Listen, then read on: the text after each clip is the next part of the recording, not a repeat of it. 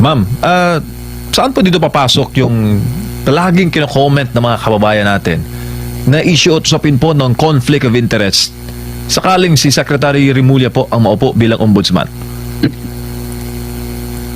Well, kung matatandaan natin, dalawa yung dahilan para doon. Unang-una, politiko ito.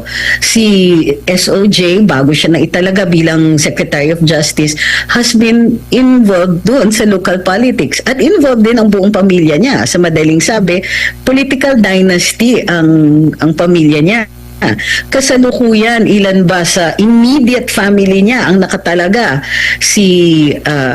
Yung younger brother niya, si Gilbert, ay nasa PAGCOR. Ang isang kapatid, DILG Secretary. Ang isang anak, congressman. Ang isang anak, governor ng Cavite.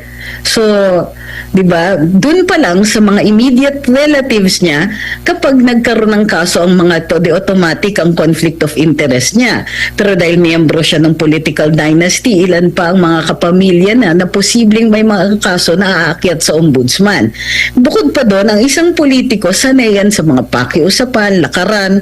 Alam niyo naman din po dito sa Pilipinas, hindi rin po minsan maiwasan. Hindi natin sinasabi na nag-work yan in the office of the ombudsman, pero alam natin na politics and the judiciary don't mix. And this is, although hindi part exactly na, well, part siya ng judicial system, kumbaga, independent office ang office of the ombudsman, hindi, he's not under any of the branches of government. Gayon pa man, yung hustisya dito, baka maapektuhan yung perception ng objectivity nila.